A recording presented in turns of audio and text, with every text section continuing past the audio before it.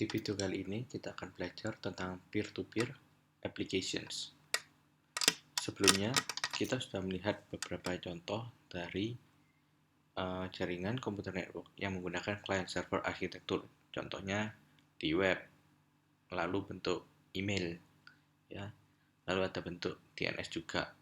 Nah, sekarang peer-to-peer jaringan yang berbentuk peer-to-peer itu merupakan tipe jaringan yang kedua yang berbeda dengan client server arsitektur. Masih ingat karakteristik dari peer-to-peer arsitektur? Perbedaan yang mendasar antara peer-to-peer arsitektur dengan client server arsitektur yaitu pada peer-to-peer arsitektur itu tidak ada server yang harus selalu aktif 24/7. Tidak ada server yang harus selalu aktif selamanya. Jadi pada peer-to-peer arsitektur yang membedakan apa? Komputer yang berada pada end system atau end device itu dapat langsung berkomunikasi dengan end device lainnya. Tentunya berada di dalam jaringan yang terkoneksi. Jadi pada peer-to-peer arsitektur ini, komputer end system itu dikenal sebagai peer. Ya, masing-masing peer mereka bisa mengirimkan request kepada peer yang lain. Contohnya kita lihat di gambar ini, misalkan dari smartphone ingin merequest dari komputer dari perusahaan A. Nah, pada peer-to-peer arsitektur, maka smartphone ini dia dapat mengirimkan request. Requestnya itu tidak lagi dikirim ke komputer server, tapi dikirimkan langsung ke komputer di perusahaan A ini. Kelebihannya apa? Karena tidak ada server terpusat yang harus menangani request. Jadi, peer-to-peer arsitektur ini dia sangat lebih unggul dalam hal self-scalability. Dalam arti apa? Jika ada peer baru atau komputer baru yang tergabung dalam jaringan dan menyediakan sebuah servis khusus, maka seluruh anggota dalam jaringan tersebut bisa mengirim request, bisa menerima servis dari end system yang baru saja tergabung dalam peer-to-peer network tersebut. Dalam peer-to-peer arsitektur, seluruh peer yang ada itu terhubung di dalam jaringan dan sering bertukar IP address. IP address-nya tidak permanen antar peer yang satu dengan peer yang lain. Jadi butuh manajemen yang cukup kompleks karena IP dari masing-masing device itu bisa berbeda satu dengan yang lain. Contoh dari aplikasi peer-to-peer itu peer-to-peer file sharing atau penggunaan BitTorrent. Siapa di sini yang pernah menggunakan torrent file? Jadi torrent files ketika akan menggunakan torrent, ya itu jangan dibayangkan sama seperti ketika Anda mendownload sebuah file dari sebuah server di dalam jaringan. Ketika Anda mendownload torrent file, di torrent file itu tercatat file apa yang disediakan oleh komputer dengan IP berapa. Jadi dengan menggunakan torrent file itu nanti Anda secara tidak langsung akan mengirimkan request kepada komputer dengan IP address khusus yang telah dicatat di dalam torrent file tersebut. Contoh lain dari aplikasi peer-to-peer itu layanan streaming. Contoh aplikasinya Kankan. Lalu perusahaan video conferencing yang cukup terkenal pionirnya Skype, ya itu menyediakan layanan voice over IP address. Itu juga dibuat dengan berdasarkan arsitektur peer-to-peer. Lalu bagaimana dengan pendistribusian file pada kedua macam arsitektur ini? antara client server arsitektur dengan peer-to-peer arsitektur. Yang menjadi permasalahan di sini selalu kita berbicara waktu. Berapa lama waktu yang dibutuhkan untuk mengirimkan file dengan ukuran F dari sebuah server ke end peers. Di mana perlu diingat, masing-masing end system atau dalam hal ini peer itu memiliki kemampuan untuk upload dan download yang terbatas. Dan setiap end system memiliki kecepatan untuk upload dan download yang berbeda-beda. Nah, ini kita asumsikan, kita lihat di gambar ini, ada sebuah file yang akan di-share itu dengan ukuran F. Lalu ada sebuah server. Katakanlah US itu adalah kemampuan server untuk mengupload file ke network. Jadi, kalau misalkan kita ada sebuah PC yang tergabung di dalam jaringan,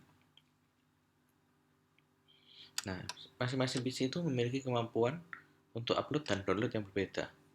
Jadi contohnya PC 1, upload dan download dari PC 1 itu tentunya berbeda dengan kemampuan upload dan download dari PC 2. U itu kemampuan upload, D itu download. Jadi dalam internet, end sistemnya itu ada banyak, tidak hanya terbatas satu server. Bisa ada 2 server, 3 server, dan sebagainya. Begitu pula dengan user. Nah, kita asumsikan untuk menyederhanakan situasi ini ya, kita asumsikan servernya itu ada satu. Jadi sebuah server itu akan mendistribusikan file dengan ukuran F ke beberapa peer komputer atau ke end system yang lainnya. Sekarang berapa lama waktu yang dibutuhkan oleh server ini untuk mendistribusikan file berukuran F ini? Kita lihat penjabarannya. Di sini kita harus memperhatikan dua hal. Pada client server arsitektur, itu ada dua hal yang harus diperhatikan. Yang pertama, transmisi yang berasal dari server, kecepatan upload dari server untuk mengupload file tersebut ke dalam jaringan, sehingga seluruh peer yang tergabung dalam jaringan itu bisa menikmati, bisa mendownload, bisa mengambil file tersebut, bisa mengakses file tersebut. Nah, jadi bayangkan jika server itu ingin membagikan sebuah file dalam jaringan, berarti itu kita bisa cari dengan apa? Besar file, kita bagi dengan kecepatan untuk upload dari server tersebut. Jadi besar file dalam satuan byte dibagi dengan capacity upload, ya, upload rate dari server tersebut, byte per second. Nah, nanti kita bisa tahu, jadi butuh berapa second dari sebuah server ini untuk mengupload file ukuran F ini. Nah, jika misalkan, ya, ini artinya apa? Artinya untuk mengirimkan sebuah file F ke salah satu peer untuk memenuhi request salah satu peer, maka server harus mengirimkan satu file tersebut ke peer tersebut. Itu 1F dibagi bandwidth-nya, kecepatan server untuk upload. Nah, bayangkan kalau misalkan ada banyak request, ada 5 request, berarti apa yang harus dilakukan? Berarti server itu harus mengupload file F ini ke jaringan sebanyak 5 kali. Ingat, ini bukan berarti server hanya mengupload sekali, lalu komputer yang lainnya hanya tinggal mendownload. Tidak. Ya, jadi server ini juga perlu mengirimkan. Ketika komputer akan mengirimkan file ini ke masing-masing peer, ke masing-masing klien yang merequest file tersebut, otomatis sang server ini apa? Melakukan upload file tersebut ke dalam jaringan. Nah, itu dari segi server. Kita harus perhatikan kecepatan transmisi server. Yang kedua, dari klien. Nah, ini di sini kita harus perhatikan kecepatan download dari masing-masing klien, di mana klien ini harus dapat mendownload file F yang telah diupload oleh server ke dalam network ini untuk masuk ke dalam komputer yang request tersebut.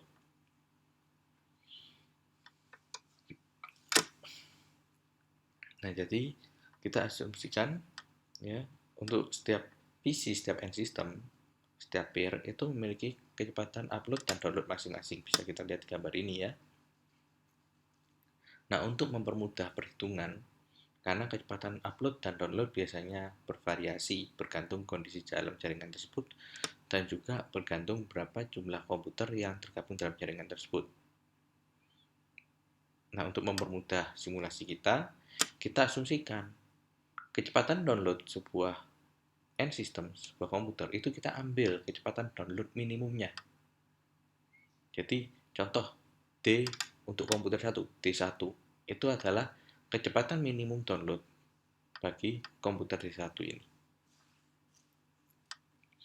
Nah, jadi berapa lama waktu yang dibutuhkan oleh klien di PC1 ini untuk mendownload file ukuran F yang telah diupload oleh server ke jaringan? Tentunya kita harus memperhatikan besar file itu sendiri dibagi dengan kecepatan download dari komputer pertama. Jadi kita bisa mengasumsikan ya, dari dua perhitungan ini tadi yang sudah kita dapatkan. Jadi waktu yang dibutuhkan untuk mendistribusikan file dengan ukuran F ke end clients menggunakan arsitektur client server itu berlaku DCS. Ini artinya waktu untuk mendistribusikan dari client ke server ya, itu lebih besar sama dengan nilai maksimum antara kecepatan transmisi server untuk mentransmisikan file ke end user untuk mengirim end copies ya, atau kemampuan download files ya, F dibagi D min. Jadi minimum download time bagi klien. Jadi kita cari nilai maksimumnya antara klien waktu transmisi yang dibutuhkan server untuk mendistribusikan end copies file F ini dibandingkan dengan minimum download time dari klien yang membutuhkan file tersebut. Nah, jadi ini waktu untuk mendistribusikan sebuah file pada client server arsitektur. Sekarang kita bandingkan dengan peer-to-peer arsitektur. Sama, kita harus melihat ya kondisinya. Jadi bayangkan ada server juga di peer-to-peer arsitektur. Nah, di sini bedanya di peer-to-peer arsitektur server itu setidaknya harus mengupload satu copy saja. Karena sistem di peer-to-peer itu masing-masing peer itu bisa saling terhubung tanpa perlu adanya server yang mengamati, yang mengawasi pendistribusian sebuah file. Jadi di sini server itu setidaknya harus mengupload sebuah copy dari file tersebut. File itu didapat dari mana? Jadi ada sumbernya. Nah, ini jelas kalau kemampuan bagi sebuah server untuk mengupload, mengirimkan sebuah copy dari sebuah file dengan ukuran F, berarti jelas F dibagi upload rate dari server. Ya, perhitungannya lebih simpel. Lalu yang kedua, kita juga lihat dari segi klien. Sama, klien juga harus mendownload copy file, sama seperti pada arsitektur client server. Jadi ukuran file dibagi kecepatan minimum untuk mendownload sebuah file tersebut. Nah, bagaimana kalau kliennya itu lebih dari satu? Karena konsepnya kan peer-to-peer network, peer-to-peer arsitektur, di mana masing-masing klien juga bisa berkomunikasi dengan klien-klien yang ada dalam network tersebut. Nah, jadi klien ya itu merupakan agregat ya, itu harus mendownload n ini jumlah klien yang ada dikalikan f besar file yang ada, bits. Jadi maksimum upload rate itu akan menjadi limit maksimum download rate. Maksimum upload rate atau maksimum download rate itu merupakan kecepatan upload dari server S ditambah kecepatan upload dari PC-PC klien yang juga memiliki file F yang bisa dibagikan dalam jaringan tersebut. Jadi di sini kita bisa berasumsi, ya kita bisa lihat di peer-to-peer arsitektur, itu servernya itu bisa lebih dari satu yang menghost sebuah file F. Bukan hanya mengandalkan di satu server saja.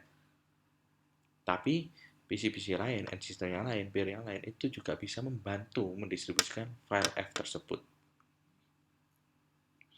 Nah, jadi perhitungannya, waktu yang dibutuhkan untuk mendistribusikan file dengan ukuran F ke end clients menggunakan peer-to-peer arsitektur, ya itu simbolnya di P2P seperti ini, itu lebih besar dari nilai maksimum antara kecepatan transmisi dari server, waktu transmisi server, waktu minimum bagi klien untuk mendownload file dengan ukuran F, dan juga NF, jadi NF bits, dibagi dengan maksimum upload rate. Maksimum upload rate dari apa? Dari upload bandwidth dari server untuk mengupload server, upload rate dari server untuk mengupload file F ditambah dengan jumlah upload rate dari seluruh peer yang sama-sama memiliki file tersebut, file F tersebut.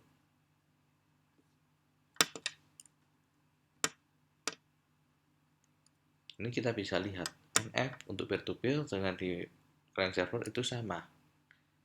Jadi ada peningkatan secara linear bergantung jumlah N user yang tergabung dalam network yang melakukan request untuk file. Bedanya kalau di client dan server arsitektur, ya N ini jumlah user yang merequest file F tersebut. Tapi kalau di peer-to-peer, ya N ini bisa berubah apa? User yang membantu mendistribusikan file F. Jadi kelihatan bedanya, yang satu request, yang satu memprovide.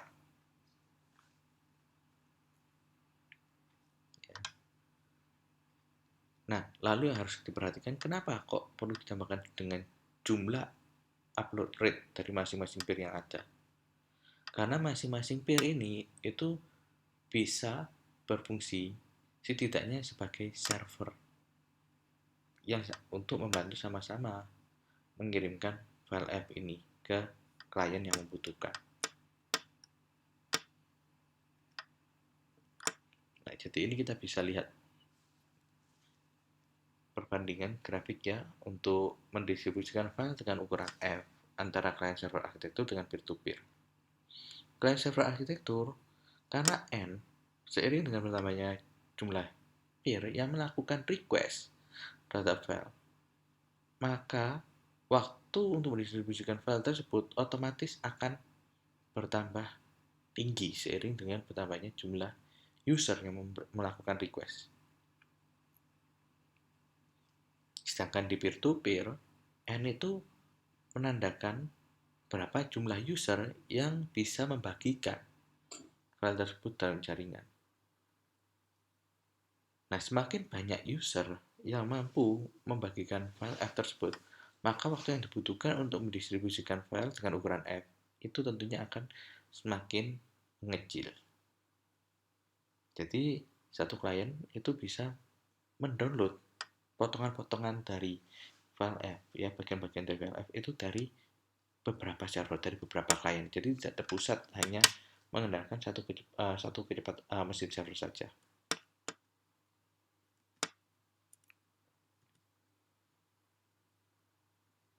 Jadi ini contoh ya, client upload rate itu U, ya F dibagi U itu 1 jam. Kalau misalkan jumlah usernya ada 10 U, maka kecepatan minimum untuk mendownload file F tersebut itu lebih besar sama dengan kecepatan upload dari server.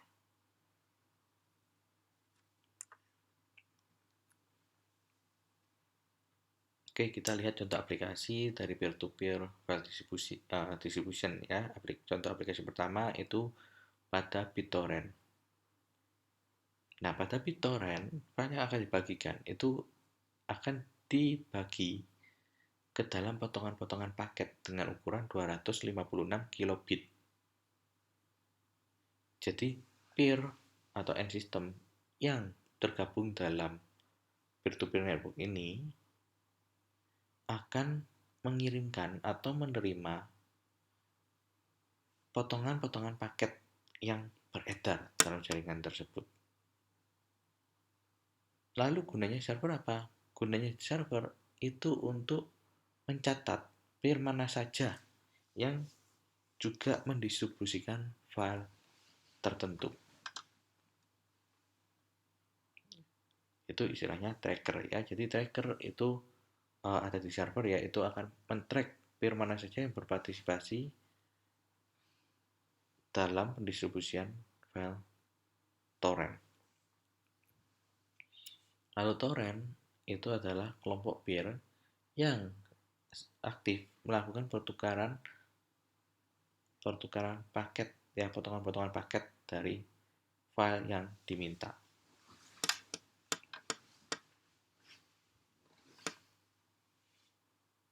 Nah, bayangkan misalkan Alice tiba-tiba ingin bergabung dalam peer-to-peer network ini. Alice membutuhkan file F. Apa yang Alice lakukan? Alice mendownload terlebih dahulu torrent file tersebut dari server. Jadi Alice itu tidak langsung mendownload file F yang diminta dari server, tapi mendownload torrent file. Torrent file itu isinya apa? Itu torrent file itu seperti yang tadi sudah saya jelaskan, itu berisi daftar peer yang aktif, yang terlibat dalam mendistribusikan file F tersebut. Komputer-komputer dengan IP mana saja yang aktif terlibat membagikan file F tersebut. Nah, setelah Alice memperoleh listnya, Alice mulai bertukar potongan-potongan paket file F dengan peer komputer yang ada di dalam jaringan peer-to-peer network tersebut.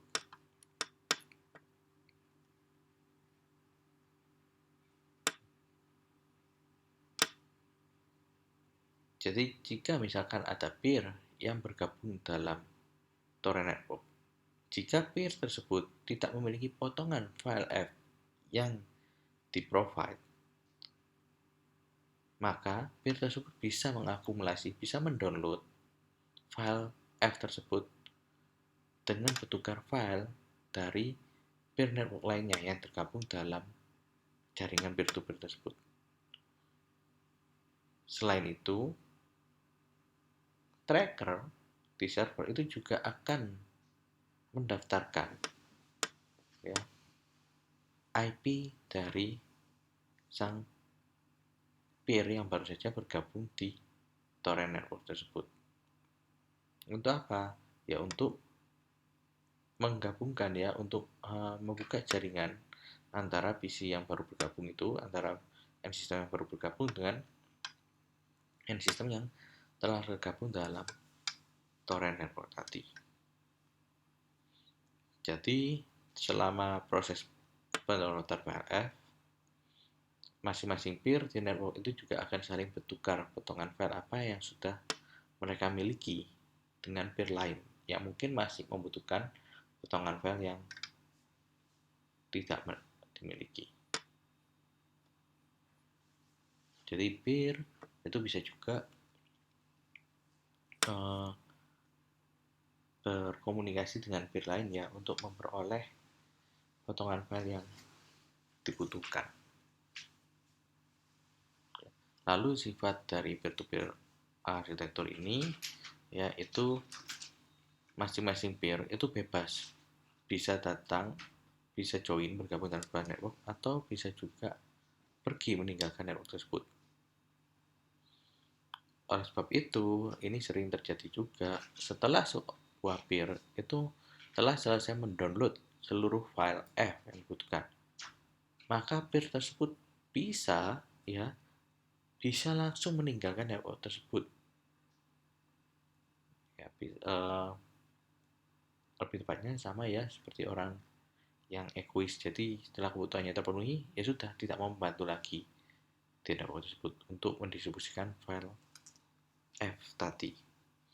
Atau bisa juga ya misalkan orangnya sifatnya dermawan ya, suka mendonasikan kemampuan networknya, kemampuan komputasinya ya. Jadi itu bisa orang tersebut meskipun telah selesai mendownload file F, tapi demi menjaga agar torrent networknya itu bisa tetap aktif, maka komputer orang itu tetap tergabung dalam torrent network untuk membagikan potongan file F yang telah selesai di-download oleh peer tersebut. Nah, jadi di BitTorrent itu ada proses requesting chunks, lalu ada juga proses pengiriman file chunks. Ya. Jadi proses requesting chunks itu dapat dilakukan sewaktu-waktu. Peer yang berbeda itu bisa memiliki subset potongan file yang berbeda, jadi belum tentu sama. Secara periodik, misalkan Alice tadi peer yang baru join ya, tergabung dalam jaringan peer-to-peer ini, itu secara aktif akan menanyakan ke tetangganya yang terhubung dalam jaringan, ke PC lain yang terhubung dalam jaringan, untuk menanyakan potongan file mana yang mereka miliki. Gunanya untuk apa? Untuk bertukar. Ya, bertukar data. Alice akan meminta potongan data yang tidak dia miliki ke peer networknya. Dimulai dari potongan data yang paling langka, yang paling sedikit orang lain memprovide. Nah, lalu bagi provider, selain Alice itu tadi, selain Alice tadi fungsinya selain bisa merequest potongan file yang dibutuhkan, di saat yang bersamaan Alice juga bisa mengirimkan kembali potongan file yang telah dia miliki, beberapa bit yang telah dia download. Jadi istilahnya timbal balik ya. Jadi Alice akan mengirimkan potongan file yang dimilikinya ke 4 peer lain yang mungkin sedang mengirimi Alice potongan file yang dibutuhkan oleh dia. Ya. Jadi kalau di BitTorrent ini akan dipilih beberapa peer ya yang paling cepat mengirimkan file yang dibutuhkan. Jadi sebagai balasan. Nah, sedangkan peer yang lain itu oleh Alice, ketika Alice membagikan potongan file yang dimilikinya, itu tidak akan diberikan terlebih dahulu. Dan setiap 10 detik ini ada mekanisme untuk melakukan evaluasi ulang. Jadi peer mana yang mengirimkan potongan file yang dibutuhkan oleh Alice dengan kecepatan yang paling tinggi. Nah, uniknya ya, untuk menjaga agar tidak terjadi monopoli ya dalam jaringan.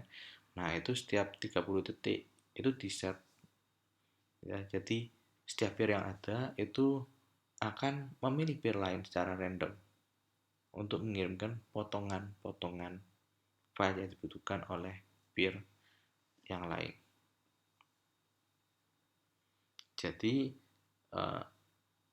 mekanisme random ini itu untuk memastikan tidak terjadinya monopoli jaringan dalam peer-to-peer network. Jadi membuka kemungkinan bagi komputer yang mungkin memiliki kemampuan upload lambat itu untuk bisa tetap mendapatkan file yang dia miliki, mendapatkan file yang dia ingini. Ya, jadi ini contoh ya, ada Alice dan Bob. Nah, jadi Alice ya itu bisa memilih Bob ya. Jadi setelah 30 detik Alice memilih Bob untuk bertukar file. Lalu Alice menjadi salah satu dari 4 provider utama file yang dibutuhkan oleh Bob. Nah, karena Alice masuk sama peringkat 4 besar, jadi Bob membalas istilahnya kebaikannya Alice. Dengan apa? Dengan mengirimkan potongan data yang mungkin Alice membutuhkan yang dimiliki oleh Bob. Setelah itu, ya ini kita bisa lihat ya salah satu peer yang sebelumnya terkoneksi di Alice, ya setelah Bob mengirimkan Alice potongan file yang dibutuhkan oleh Alice, maka Bob ini menjadi salah satu dari 4 provider file yang dibutuhkan oleh Alice.